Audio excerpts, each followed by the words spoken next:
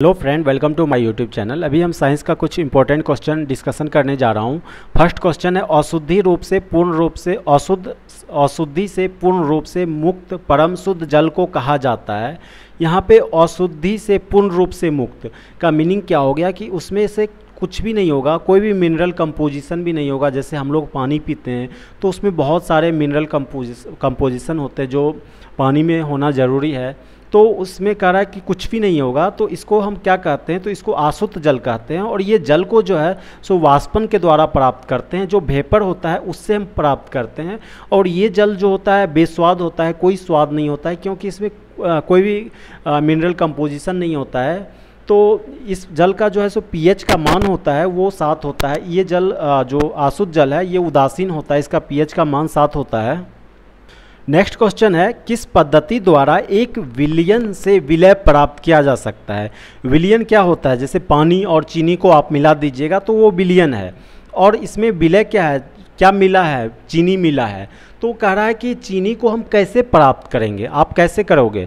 तो यहाँ पे ये क्वेश्चन पूछ रहा है, तो आप जो है सो वाष्पन के द्वारा प्राप्त कर सकते हो। इसको जो है सो गर्म करके जो भी पानी होगा वो वेपोराइज होके वाष्पन होके बाहर चल जाएगा, और जो आप विलय मिलाए हो वो बच जाएगा। तो वाष्पन के द्वारा प्राप्त किया जा सकता है। उत्तर क्या हो जाएगा, डी ऑप्शन, वाष्पन।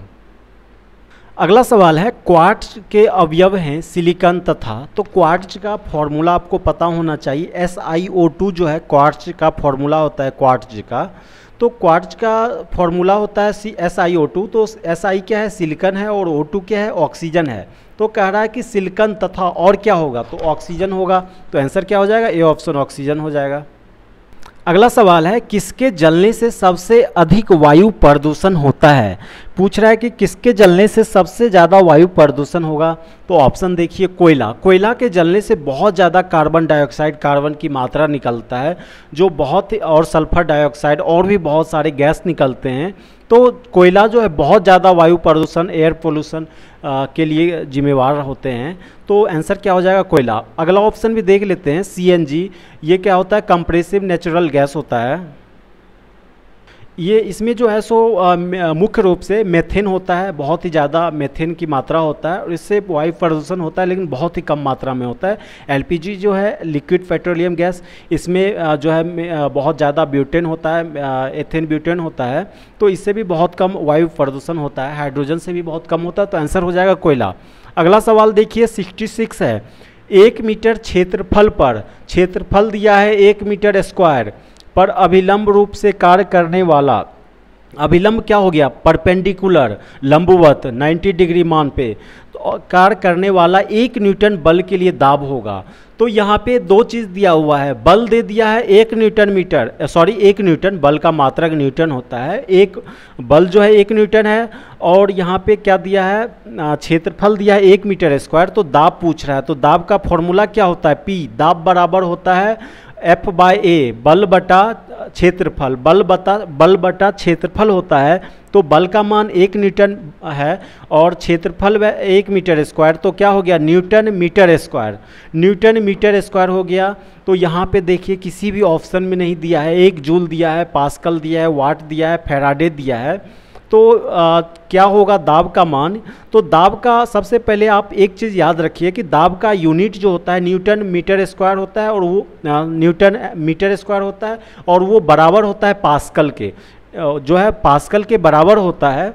तो यहाँ पे जो है आंसर क्या हो जाएगा, 1 पास्कल, क्योंकि एक बल है, 1 न्यूटन बल है बटा 1 मीटर क्षेत्रफल है, तो क्या हो जाएगा, 1 ही हो जाएगा। तो 1 पास्कल है। पास्कल बराबर क्या होता है, न्यूटन मीटर स्क्वायर जो है, न्यूटन पर मीटर स्क्वायर, ये पास्कल के बराबर होता है। जूल जो है ऊर्जा का मात्रक होता है, जूल जो है ऊर्जा का मात्रक होता है, वाट जो है पावर का मात्रक होता है।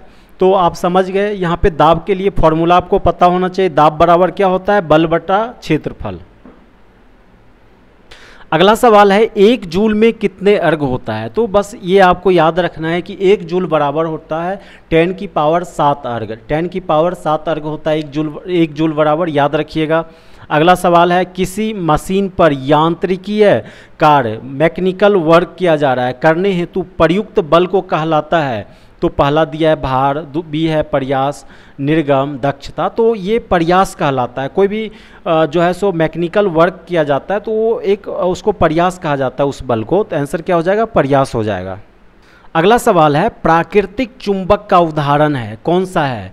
तो लोहा। लोहा जो है प्राकृतिक चुंबक नहीं है। इसमें जो है सो ये जो है सो क्या किया जाता है, लोहा जो है उसमें इंडेंटेशन द्वारा जो है सो प्राकृतिक चुंबक जो है सो प्रकृति लाया जाता है। तो ये भी नहीं है, स्टील भी नहीं है। प्राकृतिक चुंबक का उदाहरण कौन है? चुंबक। चुंबक है जो है प्राकृतिक चुंबक का उदाहरण। तो आंसर क्या हो जाएगा? सी ऑप्शन, चुंबक, पत्थर। अगला सवाल है 70 नंबर, कार्य करने का सामर्थ्य कहलाता है। कार्य करने की दर को क्या कहते हैं? ऊर्जा। कार्य करने का सामर्थ्य कहलाता है ऊर्जा। अगला सवाल है कोशिका भित्ति वाले सबसे छोटे जीव सबसे छोटे सजीव जीव है। तो सबसे छोटा सजीव जीव जो है बैक्टीरिया, जीवाणु है। तो आंसर क्या हो जाएगा? सी ऑप्शन, जीवाणु। अगला सवाल है जब सीएनजी या एलपीजी का पूर्ण दहन होता है तब उत्पादन बनते हैं। सीएनजी क्या होता है? सीएनजी जो है सो उसमें 80% से ज़्यादा जो है मेथेन होता है, CH4 होता है। और ये जो एलपीजी है, लिक्विड पेट्रोलियम गैस, इसमें क्या होता है? प्रोपेन और ब्यूटेन मेनली होता है। दो गैस जो है मेनली होता है। और आप एक चीज़ याद रखिएगा कि कोई भी चीज़ जलता है तो उसमें 3 चीज़ अवश्य बनेगा, कार्बन डाइऑक्साइड, कार्बन मोनोऑक्साइड और H2O। ये 3 चीज़ पक्का बनता है जलने पर, दहन होने पर। तो एग्जाम में आप इस तरह से सॉल्व कर सकते हैं कि जलने के बाद 3 प्रोडक्ट अवश्य बनेगा, carbon dioxide, carbon monoxide CO2, CO and water, जल, H2O। ये 3 चीज़ अवश्य बनता है, याद रखिएगा। आंसर हो जाएगा सी ऑप्शन।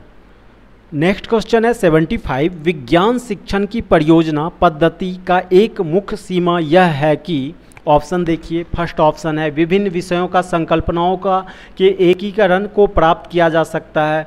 तो ये जो है संकल्पनाओं के एकीकरण बोल रहा है, तो ये गलत है। दूसरा ऑप्शन देखिए, बी ऑप्शन, विद्यार्थियों को अधिक मात्रा में मानसिक और शारीरिक कार्य करना पड़ता है। तो विज्ञान शिक्षण में जो है कोई भी परियोजना में जो है सो उसमें स्टूडेंट को जो है सो मानसिक और शारीरिक कार्य करना पड़ता है। सही है। तो आंसर क्या हो जाएगा? बी ऑप्शन आंसर हो जाएगा। अगला सवाल है विज्ञान में योगात्मक आकलन को डैश पर बल देना चाहिए।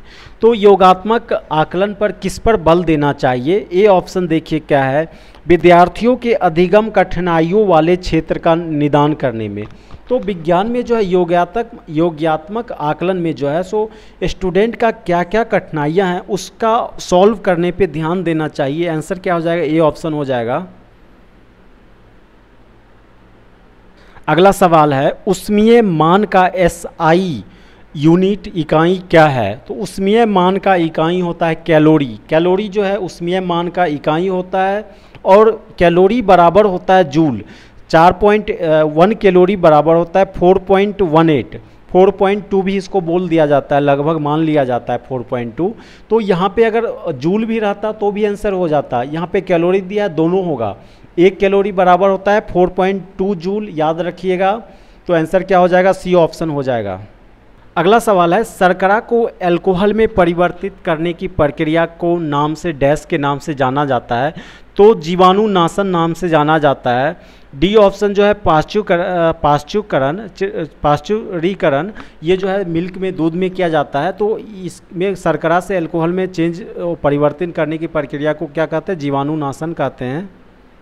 नेक्स्ट क्वेश्चन है 79, निम्नलिखित में से कौन सा विद्यार्थियों में वैज्ञानिक कौशलों के विकास के लिए सबसे ज़्यादा उपयुक्त है? तो साइंस के स्टूडेंट के लिए स्किल में डेवलपमेंट के लिए कौन सा मेथड सबसे ज़्यादा उपयुक्त है? ए ऑप्शन है प्रयोगशाला कार्य निष्पादित करना। बी ऑप्शन है विज्ञान प्रश्नोत्तरी का आयोजन करना।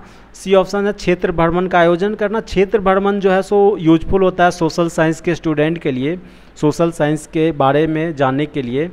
तो यहाँ पे देखिए बी ऑप्शन दिया है विज्ञान प्रश्नोत्तरी करने के लिए। तो प्रश्न पूछने से जो है सो उसका स्किल डेवलपमेंट नहीं हो सकता है।